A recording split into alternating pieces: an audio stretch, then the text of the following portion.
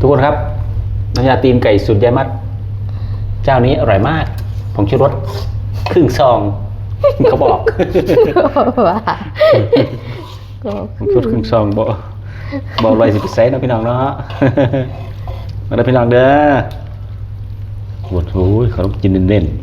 ๆผักใหม่หลายอย่างใส่บ่ผักเนี่ยแต่เขาต้องกินกับหวานเอาไว้ได้ด้วยเนี่ย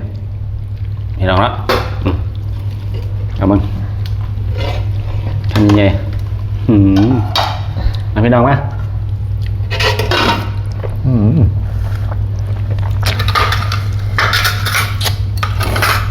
สอน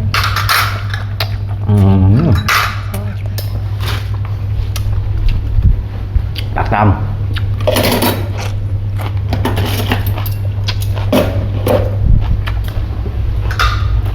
ส่วนทำ